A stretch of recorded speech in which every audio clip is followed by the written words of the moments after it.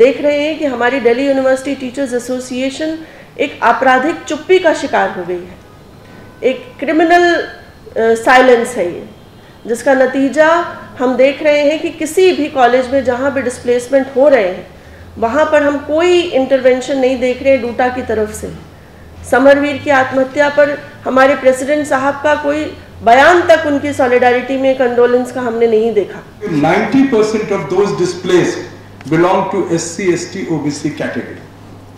One point which I want to just underline over here, and that is not the point of my colleague teachers, that is basically and purely my point of view, that it is not just doing away with rules.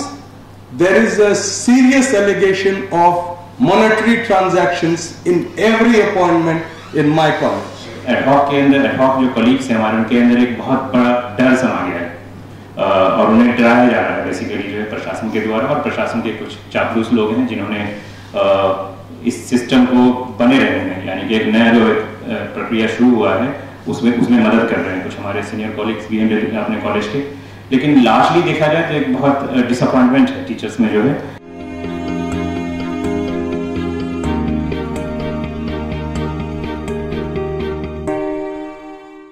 हम लोग जो इकट्ठा हुए हैं यहाँ पे, एक तो दुख के साथ खड़े हैं हम, लेकिन दुख से ज़्यादा अगर मुझसे आप पूछिए पर्सनली तो मैं रेज के साथ खड़ा हूँ। मैं सो नहीं पा रहा हूँ मैं जिस तरह से हो रहा है दिल्ली यूनिवर्सिटी में, और ख़ास करके मैं अपने कॉलेज के बारे में बताना चाहूँगा। रतनलाल जी ने बहुत डिटेल में बताया जो हिंदू कॉलेज में हुआ। हमारे कॉलेज में जो हो रहा है उसको लेके अभी डूटा की टीम भी आई थी, आप सब लोग आए थे। जिस तरह से आउटस्टिंग हो रही है कलीग्स की जो है अलग अलग डिपार्टमेंट में, ऑलमोस्ट 90-95% लोगों को निकाला जा रहा है, उसको लेके जाकिर हुसैन दिल्ली कॉलेज के स्टाफ एसोसिएशन ने धरना का कॉल भी दिया था, और कुछ साथियों ने पार्टिसिपेट भी किया। डूटा से भी टीम आई थी, अलग अलग पार्टी से लोग आए थे। तो मैं जस्ट एक सॉलिडारिटी में खड़ा हूँ आज यहाँ पे, and I am not prepared to speak on the topic. लेकिन जहाँ तक बात है इस डिस्प्लेसमेंट का जो सवाल है, मैं अपने कॉलेज के बारे में ब्रीफली बताना चाहूँगा कि जो हो रहा है उसको मैं मैसेकर कहता हूँ मैं, और मैंने ये बात स्टाफ एसोसिएशन के जीबीए में भी कहा था कि मैसेकर हो रहा है हमारे यहाँ, और in a way they have all decided the way the appointment of principal has taken place without the constitution of GB. We don't have trust also in our college. एक प्रिंसिपल आते हैं और फौरन अफरा तफरी में अपॉइंटमेंट का process शुरू होता है, और केमिस्ट्री डिपार्टमेंट, मैथमेटिक्स, जूलॉजी और all the departments are lined up, और कोशिश ये की जा रही है कि 1-2 महीने में जो है सारे कंप्लीट कर लिए जाए। 4-4 दिनों में जो है स्क्रीनिंग कराई जा रही है डिपार्टमेंट्स की, जहाँ पे 1,000 एप्लीकेशंस हैं। तो आप समझ सकते हैं कि the mockery of the entire appointment process that we are witnessing in different colleges. Chemistry में भी जो है जो लॉन्ग सर्विंग एडहॉक कलीग्स से 10-10, 12-12 साल से, उनको निकाल दिया गया। मैथमेटिक्स में भी यही हुआ है, यहाँ तक कि 12 पोस्ट थे और 3 लोग पढ़ा रहे थे, उनको भी नहीं लिया गया। कि अभी जूलॉजी में भी 7 लोग पढ़ा रहे थे, उनमें बहुत लोग बहुत पुराने थे, 10-10 साल, 8 साल, 7 साल से पढ़ा रहे थे, उनको भी निकाल दिया गया है। सिर्फ 2 लोगों को रिटेन किया गया है, और ये एक तरह का इंडिकेशन है जो कॉलेज में दी गई प्रशासन के द्वारा भी, कि ये पैटर्न जो है आगे भी चलेगा, ये सिलसिला जारी रहेगा, और एक तरह से मजाक बनाया जा रहा है जो स्ट्रगल है या डूटा का जो हमारा धरना था उसको लेकर के भी। और एक एडहॉक के अंदर, एडहॉक जो कलीग्स हैं हमारे, उनके अंदर एक बहुत बड़ा डर समा गया है, और उन्हें डराया जा रहा है बेसिकली जो है प्रशासन के द्वारा, और प्रशासन के कुछ चापलूस लोग हैं जिन्होंने इस सिस्टम को बने रहने में, यानी कि एक नया जो प्रक्रिया शुरू हुआ है उसमें मदद कर रहे हैं। कुछ हमारे सीनियर कॉलीग्स भी हैं अपने कॉलेज के, लेकिन लास्टली देखा जाए तो एक बहुत डिसअपॉइंटमेंट है टीचर्स में जो है। और मैं बस एक बात से मैं अपनी बात कंप्लीट करना चाहता हूँ कि इसमें रोल जो है हम सब लोगों का है, सारी अलग अलग जो पार्टीज हैं उनका रोल है कि ऐसे वक्त में जब कहीं ना कहीं डूटा हमें मतलब एक अजीब सिचुएशन में दिखाई देता है, डूटा साफ खुले दिल से वो सामने नहीं आ रहा है, लड़ नहीं रहा है हमारे मुद्दों पे, जो है कहीं ना कहीं अपना चेहरा छुपाने की कोशिश की जा रही है। ऐसे वक्त में मुझे लगता है कि all the parties should come together and form an alliance, एक तरह से कि जो इस मुद्दे पे 1 point एजेंडा होना चाहिए, और उस पर हम सब एक होकर के अपने दिल को बड़ा करके, मुझे लगता है ओपन हार्ट से हमें इश्यूज को, अगर हम सब अलग अलग लड़ते रहे तो मेरा तो यही मानना है कि जब मैं निकल रहा था स्टाफ रूम से कुछ लोगों से यही कह रहा था कि हम सब खत्म कर दिए जाएंगे। जो मुल्क में हो रहा है वो कॉलेज में हो रहा है, यूनिवर्सिटी में हो रहा है। ऐसे वक्त में हम सब लोगों को इकट्ठा होने की जरूरत है, across party line, across ideologies. और जो हो रहा है, नरसंहार जो हो रहा है दिल्ली यूनिवर्सिटी में, इसके खिलाफ लड़ना पड़ेगा। और जो साथ में शामिल हैं इसमें जालिम के साथ हैं, मुझे लगता है कि they need to be exposed on everyday basis, और हम संघर्ष करेंगे। Swami Shraddhanand College is a case in point of all that you're standing here for, or whatever we are saying. एक हिंदी में लाइन होता है, सभी नियमों को शिथिल करके, after finishing off all the rules, everything is done over there.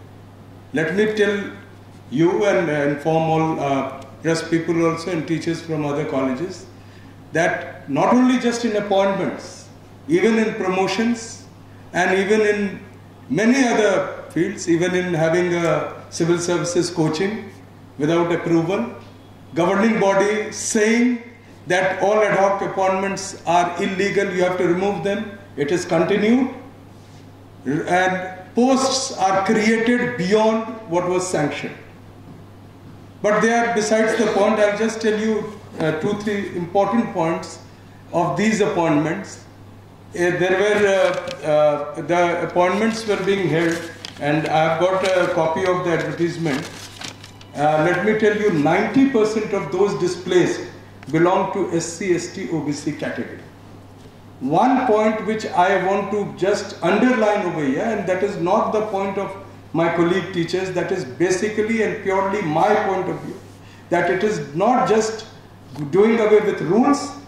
There is a serious allegation of monetary transactions in every appointment in my college, and that is my part. I have written to member of parliaments, and I am also pursuing that Dr. Ratanlal said there should be inquiry.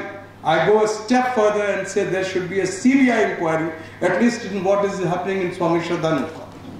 And I have got names. I don't think those names should be read out, but those people who have been asked to go away from the college are well qualified, and those who were appointed had not a single day of teaching experience. One person in microbiology who has been asked to go out has got 10 years experience, or maybe 12 years, sorry. He's done his PhD from IIT Delhi. All the others names over here who have been removed, all are well qualified, and this is I don't know what they are doing, but one thing, there is a lacuna on our part, that there was a time when I was a student of Delhi University, and I've seen Arun Bose and others, how they were struggling for the cause of the academics as a whole. We are not fighting back. In my college, even to go to the governing body or to go to the court, not a single person affected would come with me. So basically we lose our fight there only. If nobody stands up, how can we win? And today one colleague of mine, Dr. Tekchand, is there, or both of us are facing the same, and other 2-3 more teachers, 5, we are not being given promotions. And not being given promotions is not a point for which I am complaining over here. I'm just saying that in spite of that, we are fighting back.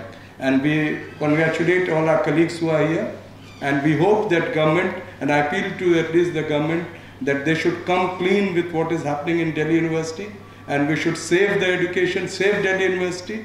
And if at all, if an inquiry is made, everything will be very clear. If an inquiry is not made, I will appeal to Madam Nandita ji that you should have a white paper on this whole issue. Thank you. पतझड़ नहीं है हरे पत्तों का टूटना। समरवीर की मौत एक साधारण मौत नहीं है, कोई एक्सीडेंट नहीं है।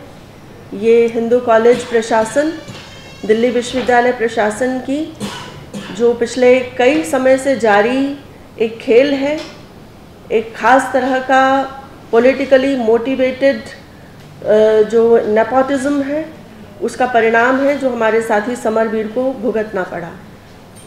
मेरी अपनी ही एक दोस्त हैं जो दयाल सिंह कॉलेज में एससी कैटेगरी से पिछले 5 साल से पढ़ा रही थी और उन्हें हाल ही में हुए इंटरव्यूज़ में उन्हें निकाल दिया गया। मैं खुद इंटरव्यू के 1 हफ्ते के बाद तक उनकी स्थिति डिस्प्लेस होने के बाद स्थिति ऐसी थी कि जब मैं खुद उनको स्टीफन्स में मैंने एडमिट कराया, उनकी मानसिक तनाव और एंग्जाइटी और पैनिक अटैक्स के बाद 10 दिन तक वो वहाँ रहीं। अभी कुछ समय पहले हम उन्हें लेकर आए, लेकिन स्थितियाँ अभी भी सामान्य नहीं हैं उनके साथ। तो एक समरवीर घट चुका है और बहुत सारे समरवीर कतार में हैं।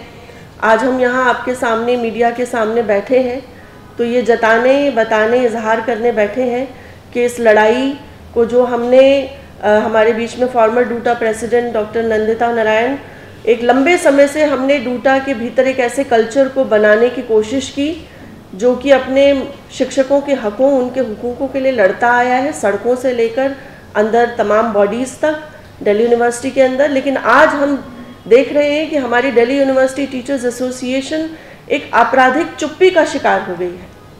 एक क्रिमिनल साइलेंस है ये, जिसका नतीजा हम देख रहे हैं कि किसी भी कॉलेज में जहाँ भी डिस्प्लेसमेंट हो रहे हैं वहाँ पर हम कोई इंटरवेंशन नहीं देख रहे हैं डूटा की तरफ से।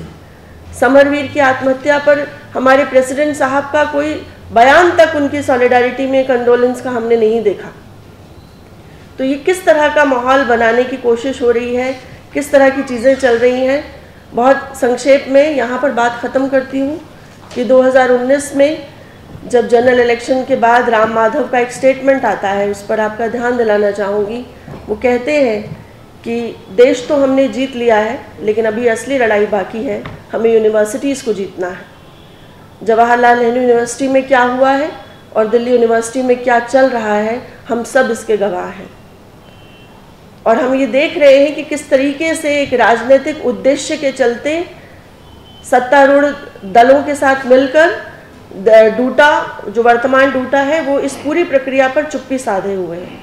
तो हम यहाँ पर दिल्ली यूनिवर्सिटी की जो क्रूरता है, प्रशासन की क्रूरता है, कॉलेजेस की जो पूरी उनकी एक साजिश है इस सबके साथ सपोर्ट में खड़े होने की, हम उसके साथ सबसे बड़ा दोषी मानते हैं वर्तमान डूटा को, कि वो अपनी भूमिका को नहीं पहचान रहा है। पर हम इस दिल्ली विश्वविद्यालय के शिक्षक जो आपके सामने मौजूद हैं, अलग अलग संगठनों से हैं, इंडिविजुअल्स हैं, हम यहाँ पर इस लड़ाई को छोड़ने वाले नहीं हैं।